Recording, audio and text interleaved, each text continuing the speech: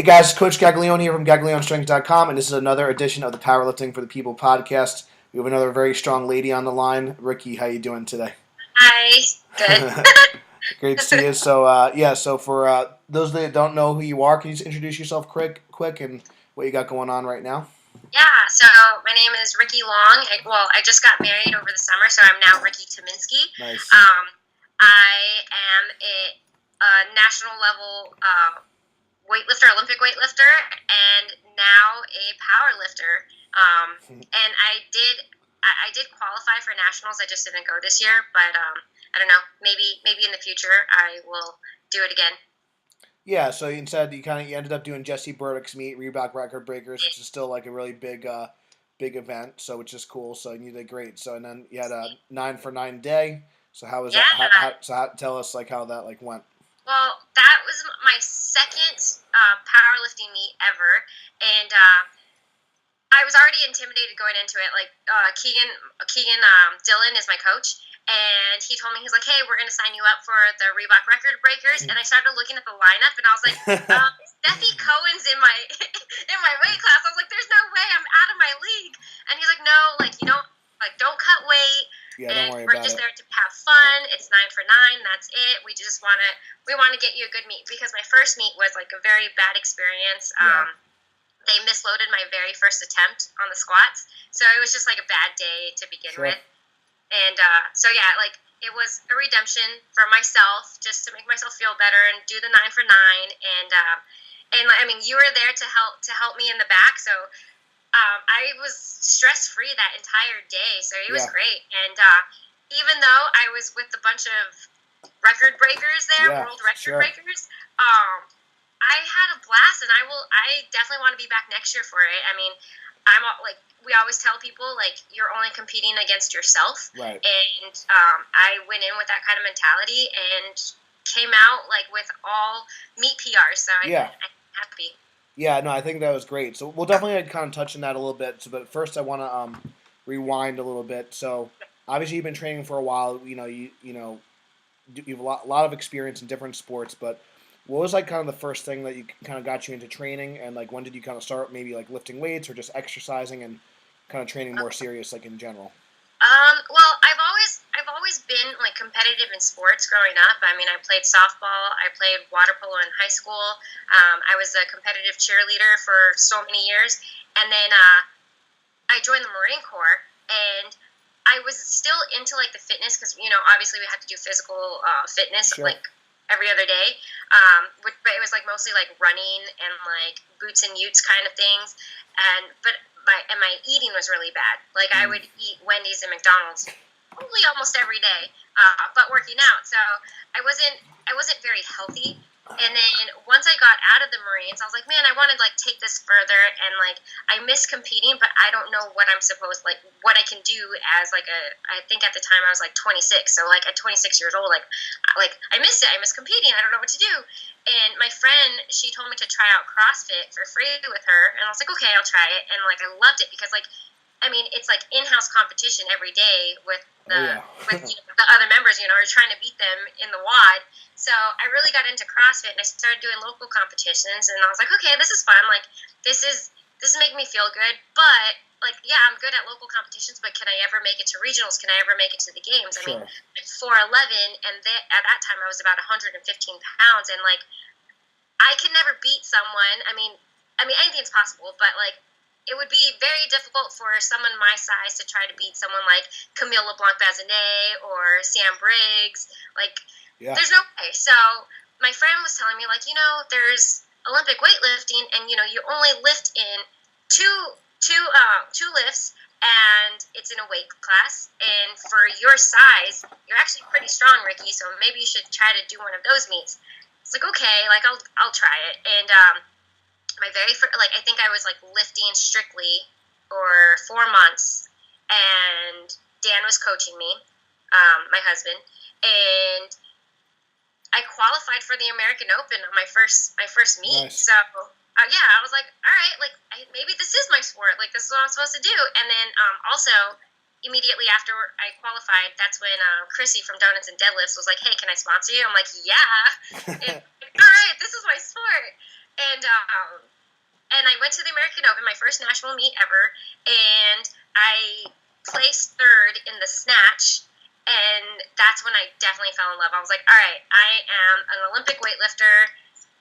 Like, I'll still play with CrossFit because I love the cardio. Sure. Yeah, it's fun. But I am going to stick with weightlifting, and so I did that for about a year and a half, and then I just like kept thinking to myself, I was like, there has to be more. Like, I see like my friends deadlifting. I'm sponsored by donuts and deadlifts, and I don't even deadlift. Like, I probably deadlifted like 3 times in like those like 2 years. Wow. And so I was like, man, like I want to do something else. Like, and I wanted to try powerlifting, and I think I had maybe benched twice in CrossFit, and that was it. So I was really scared about that, especially after getting my breast augmentation. But I was like, you know what? This is going to be my goal. I'm going to try to do a meet. And I think I just started, like, teaching myself slowly. And then I did sign up with Hybrid Performance Method with Steffi and Hayden. And I had messaged Steffi first. And I'm like, hey, like, this is what I want to do. And she explained to me, like, you know, this is the program that we give out, but there is no one-on-one. And then, so I did it for like a month or 2, and then I thought to myself, like, I want to compete though. I need a coach. I need a one-on-one, so like maybe this won't work for me. You wanted a little bit more like attention. And yeah. And then you actually started coming to our gym, and then so like I kind of like, anytime you were there and you like saw me squat or like saw me deadlifting, like I was so grateful that like to have you there to like have like powerlifting eyes on me. Yeah.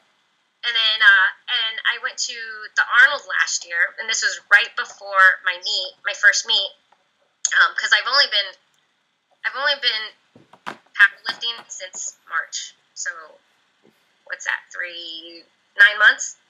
Yeah, it's less than a year for sure. Yeah, I've been powerlifting for 9 months, and at the Arnold, that's when I met Keegan. Well, I didn't meet him. I met him before, but like, I actually got to talk to Keegan, and he was just like, can I coach you?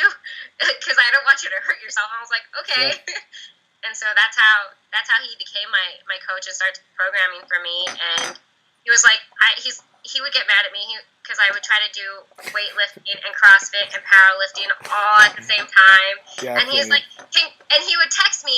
He would text me like the face palm emoji all the time. And he's like, can you at least give me 2 weeks of you just doing powerlifting? And so I was like, okay, fine. And we decided that this coming season, I don't have any meets coming up, but we decided that I will focus on powerlifting. Like, that's going to be my primary sport for 2018.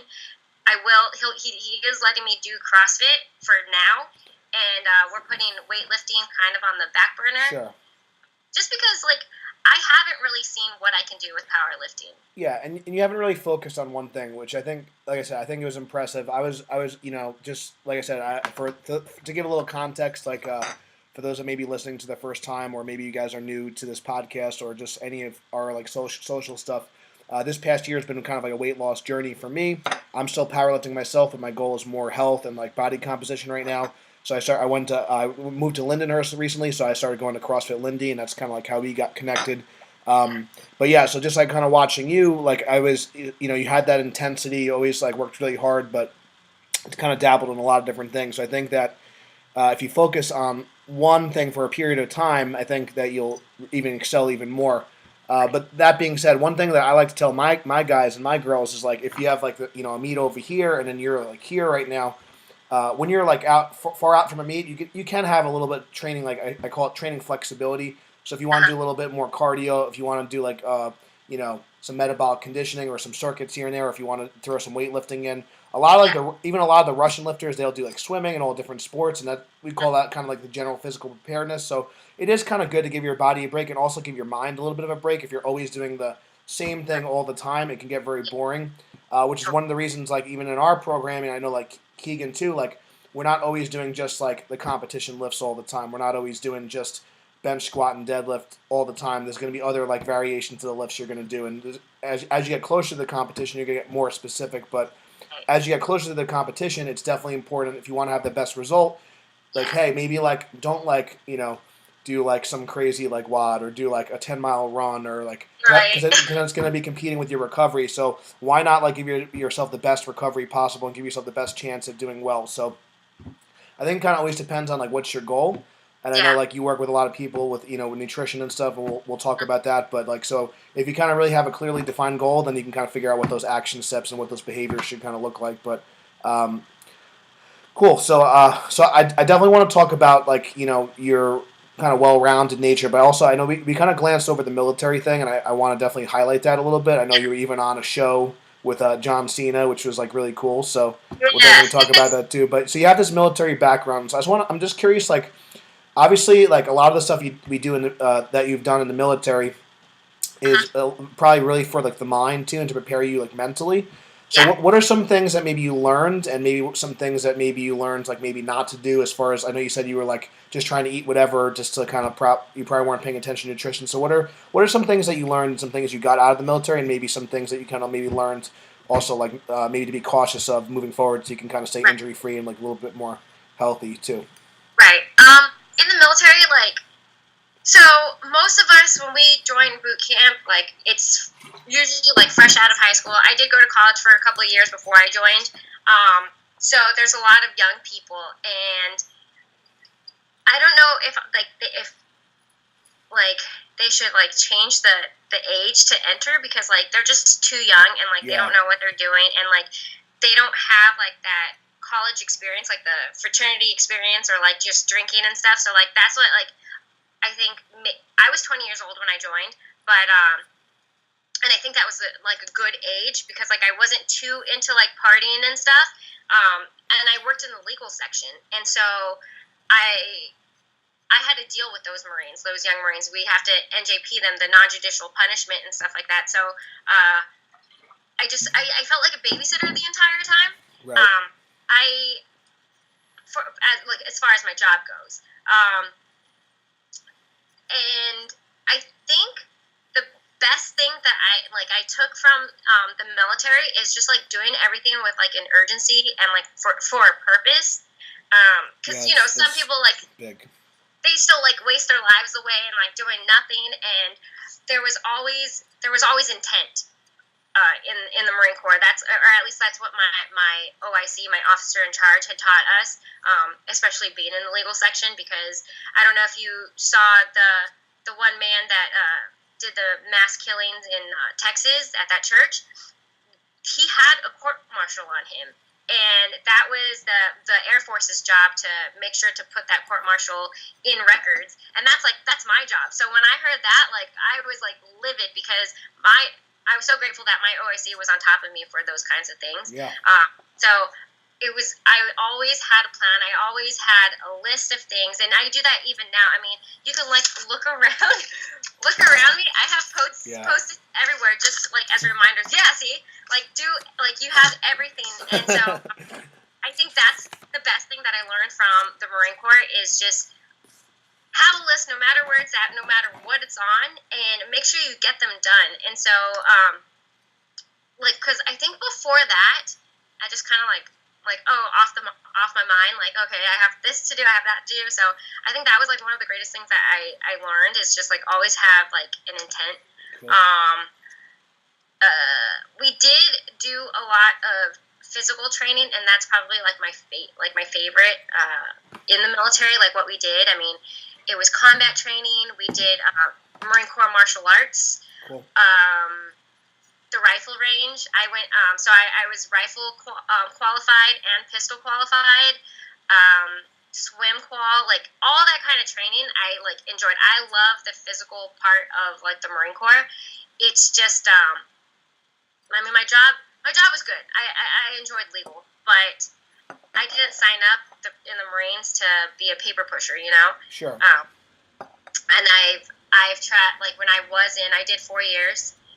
When I did put in a package, or like I would request like, hey, can I like go overseas? Can I go on deployment? And like I would always get like turned down, because like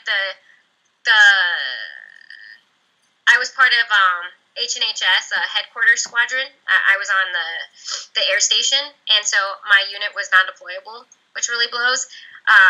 So yeah, I never got to like go overseas, unfortunately, and I think that's like one thing I really wish I was able to do, and I ended up getting out.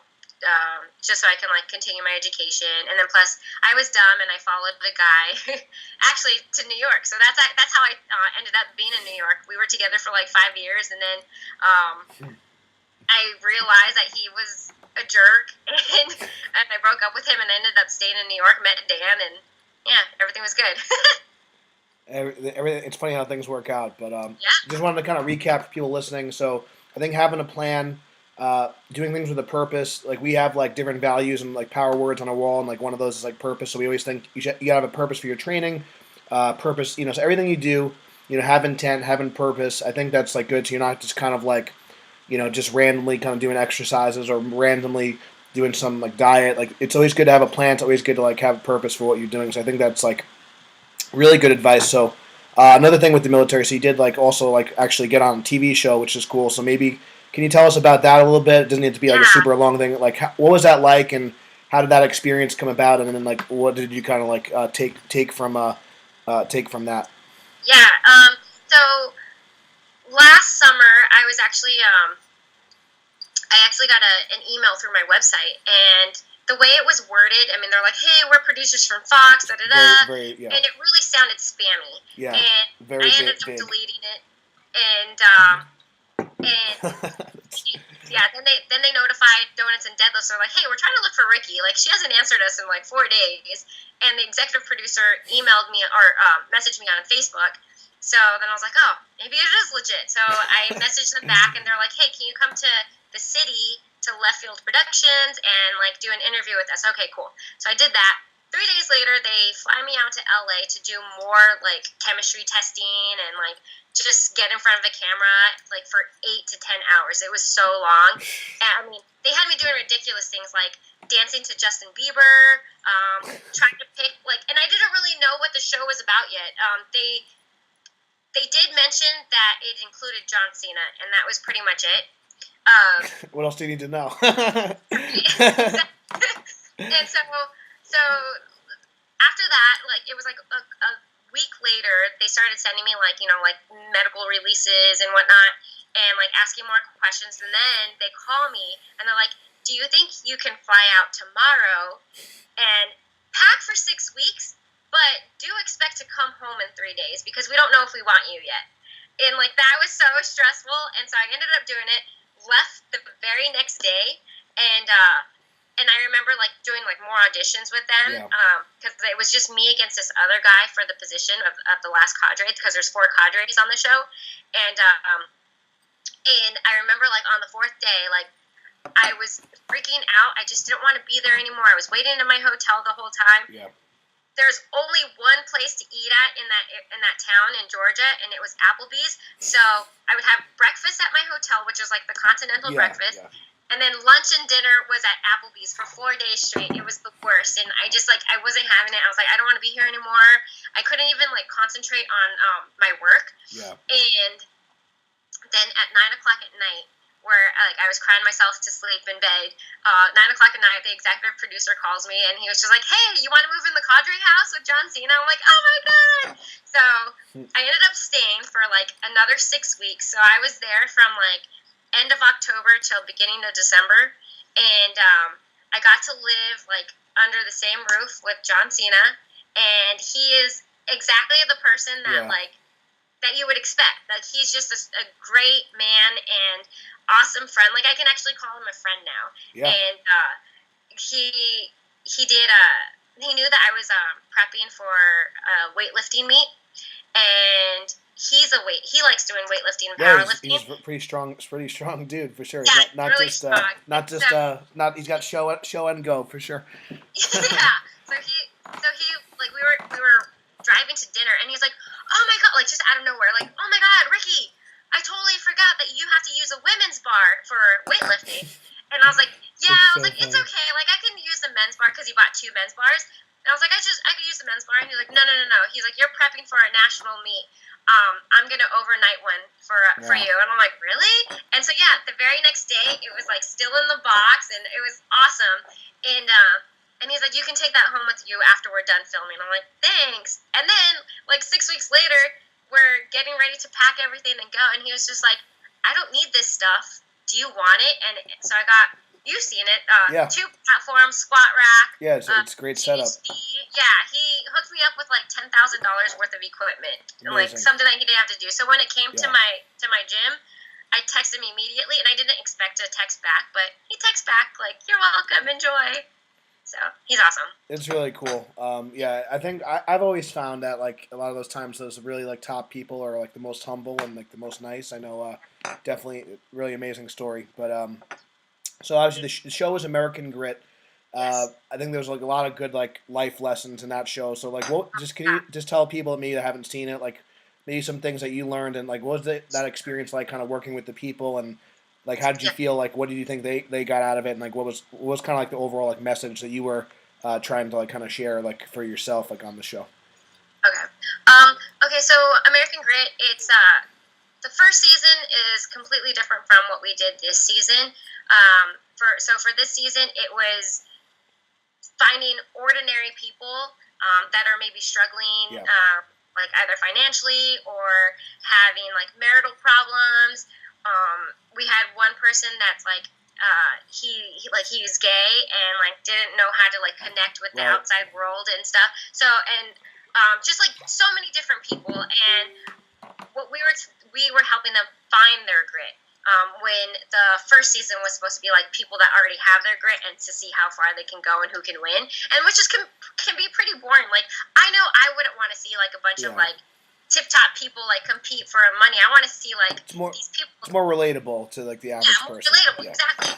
So we each cadre. I was a cadre. We get our team of 4. We get to hand select who we want after like a series of like challenges, and so I was trying to go after people that I know that I can probably help, like with my experiences, like my life experiences. So I did pick like the overweight guy. He says that his problem was like he likes to quit things. Like once it gets hard, he just quits completely and just gives up. So I picked him, and then I did pick this woman. She was there in a very bad marriage, and she ended up cheating on him. But I also found out that she had some like daddy issues, and like I didn't really get to grow up with my father.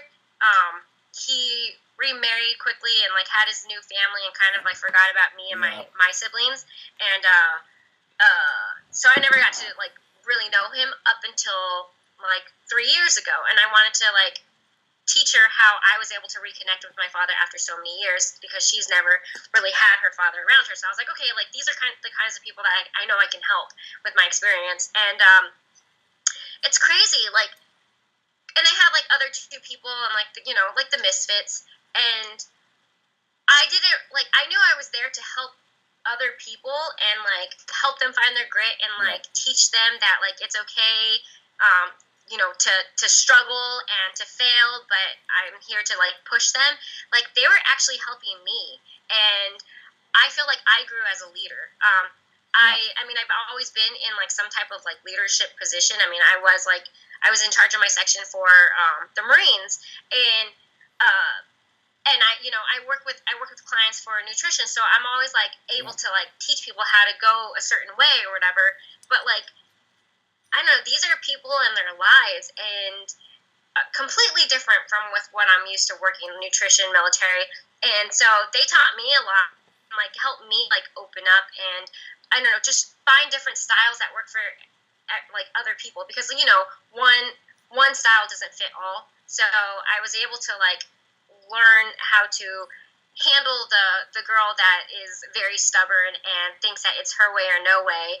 I mean, it took a lot for me not to like just like want to like choke her, but it was cool. And then like even like, because I'm my leadership style, I like to describe it as like being your friend. Like that's what works for me, is like being someone's friend and just like one-on-one, and like not acting like a higher up to them. Right. And the other cadre, there was one that was like the mama bear. That's how she did it, and which that's not me at all. Like I tried, but I was like, no, I can't deal with the mama bear thing. And then John Burke, he was on the blue team. Like he's known as the fat shamer, and like misogynist, and like he's a drill instructor, and so like I took some pages out of his book, like as far as the drill instructor goes, because I knew like I wouldn't be able to get through certain people, and I was like, all right, maybe they need that tough love, and so I tried that, and like it works. So that's not my style, but like I will like pull it out if I have to. So like I've learned that. I've learned patience too. I've learned a lot of patience. I felt like I thought I had it until I went to the show and saw all these people, and I'm like, there's no way that these people are real. Like at first I thought that they were actors. I was like, there's like this person's like an idiot. Like the things that they're doing, you know. But it's crazy. So patience, like it really tested it, and so I am grateful for that, and I really do think that I grew as like a leader. Yeah, I think that's a lot of great advice. I think like even like though it wasn't necessarily like all physical or training and stuff, but I've been finding in my like especially this last year or two, like I've been really trying to dive into the psychology stuff a lot more because as you know, like even just from training and yourself, like if your mind is like messed up or if your mind is like not there, you could be the best athlete in the world, you could have the best program, you could have the best coach, but like you're not going to perform like well. You're not going to be able to achieve your goals. But if you can kind of like you can understand yourself better and kind of get to the root of those issues, I think that's big.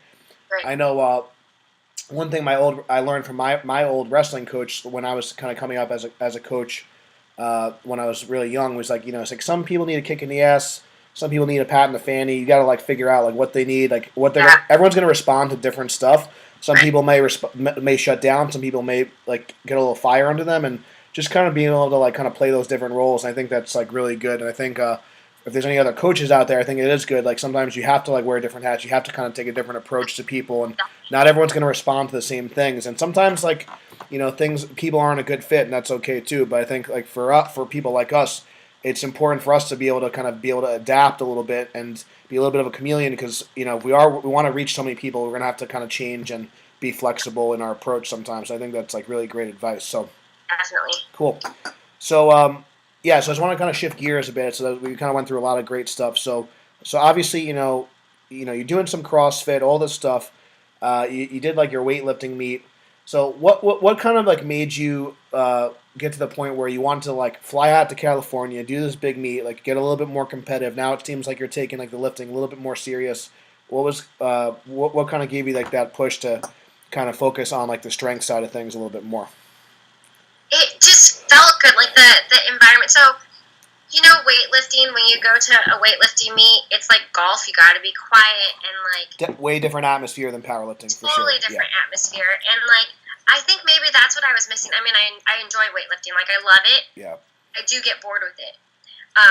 So with powerlifting, just like I didn't even have to lift. It was the day before me lifting, and I was having so much fun, like just everybody getting rowdy. The Jesse in particular, he brings a lot of great people together.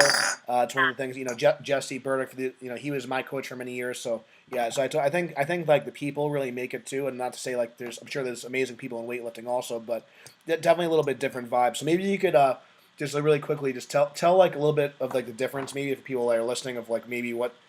Like how Jesse's meet was run, and versus maybe like your, I don't know, just like some others like meets you've kind of been to like in the past, and maybe that made you kind of enjoy it that much more.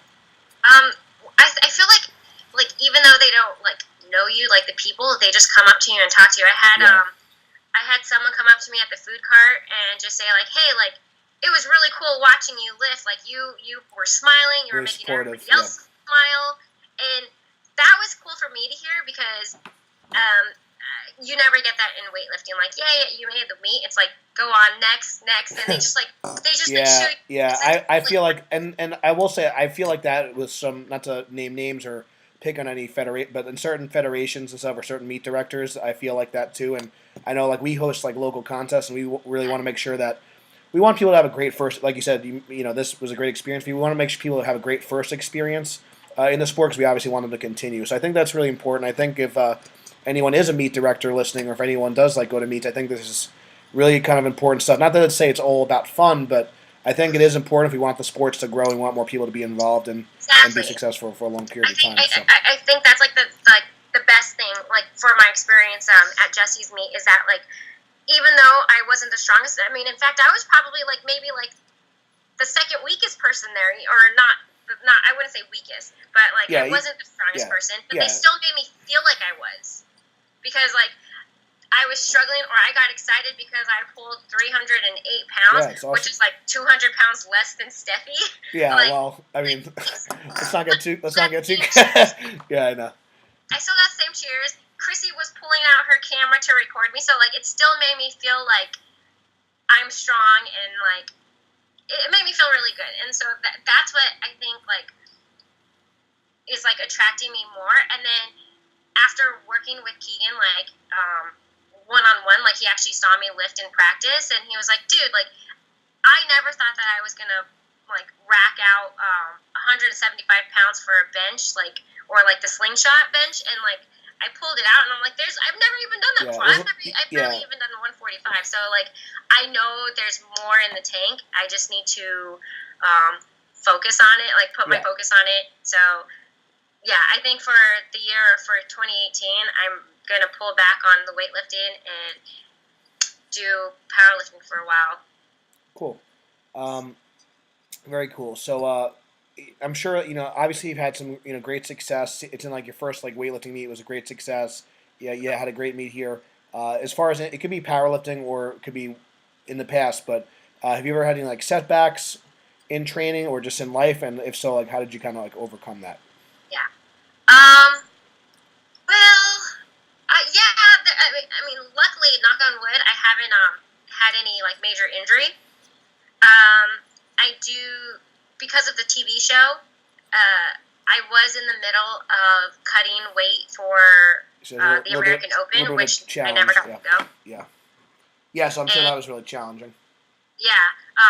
What was really awful is like during the filming, I was having a great time, everything was cool, and I trained, but not as much as I would like to have been training, especially if I was getting ready for a meet. And my diet was awful. I lost 6 pounds, and for someone my height, I'm 4'11". For someone my height, 6 pounds is probably like 20 pounds to the average person. Yeah. So I lost a lot of weight, and I was very malnourished. I mean, my dinner was often like marshmallows and Angry Orchards. It's just because like, I mean, I probably could have gone to the kitchen and like cooked something up, but like when you're living with John Cena and he wants to have a bonfire every night, that's what you do. You go and have the bonfire. Yeah, sure. So I just like grabbed whatever, and so like my diet wasn't great. So when I came back, after I was done filming, I was back at CrossFit Lindy for about 3 weeks, just trying to jump in on the WODs, do a little bit of lifting, and I definitely lost a lot of muscle. And then a week later, I got my breast augmentation, and so of course that was a little setback. But I was very determined, like, to not let it hinder me, because I mean I wanted them for a long time. I'm like, well, don't like have a pity party for yourself, like, oh, I can't lift anymore. Like, work for it. Like, if you really want it. And like, I knew I was already like fit enough to like recover well. So I just like I got a membership at LA Fitness and started just using like the leg machines, like doing like any little things that I can do without like hurting myself. And by the second week, I was under a barbell. I was doing like light snatches, light cleans, and then 4 months later, I was on the national platform for weightlifting. So awesome. I guess it's just, whatever you put your mind to, as long as, and like it felt good. Like I never like pushed it like to the limit, but and I was very cautious with my body, but I just listened to it. I stayed away from like ring dips because that was like the only thing that like really bothered me. But that, I think that's like pretty much like my only setback is getting the breast augmentation and the TV show. But like once you, like how we were saying, like if you know you have a purpose, if you know you have intent, like just go with it. Like that's it. Like so my mind was ready. I said like I will be ready at nationals, and like the reason why I needed to be ready at nationals for myself was because 2 years before that, I bombed at nationals, so it was my redemption meet. So I was pretty happy because I totaled as a 48. So nice. I think that's good advice. I'm sure like a lot of people a lot of women especially probably think about getting their breasts done. They think about maybe, oh, will I be able to bench press again, all this stuff. And I think it's like good. There's always something you could do. Like I'm gonna train my legs for right now while I heal up, or I'm gonna, if you hurt, I've trained wrestlers that have been in casts, and then Yeah, we work their good arm, and then we work their legs, and so forth. So I think there's always something you can do.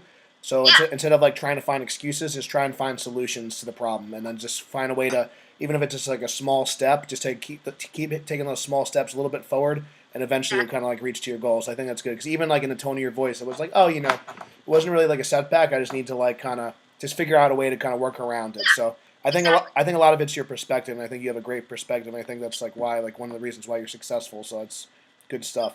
Um, Very cool. Another question I always like to ask the women is, a lot of women maybe are on the fence about strength training. They're not really sure where to start. Yeah. Maybe they're kind of afraid to like go to a CrossFit gym. They're afraid to go to a powerlifting gym. What advice do you have to women who are just kind of starting out and they're not really sure like what first step to take?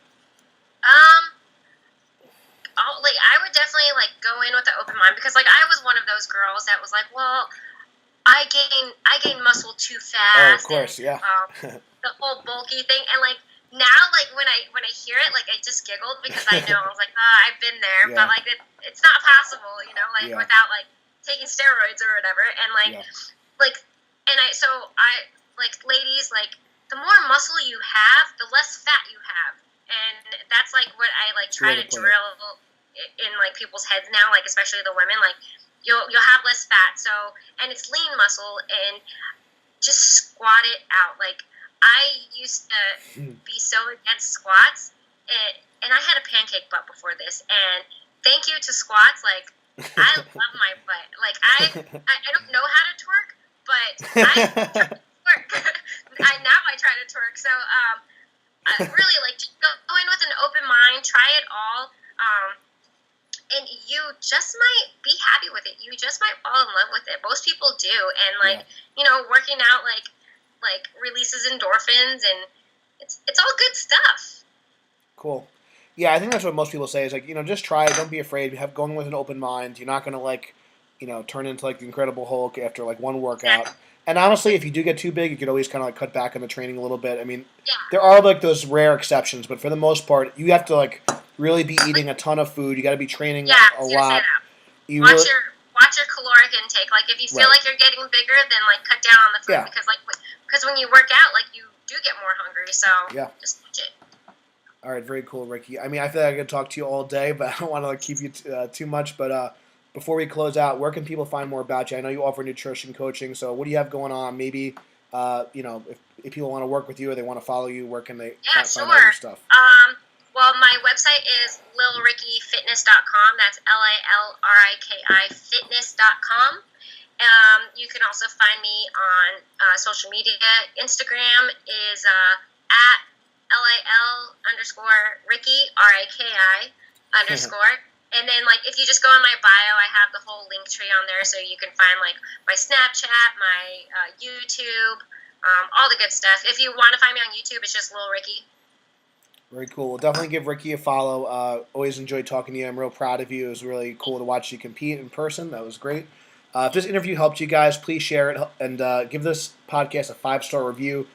Subscribe on iTunes. It helps other people find us. Drop a comment below. Thank you guys so much for watching, and then we'll You. see you next time.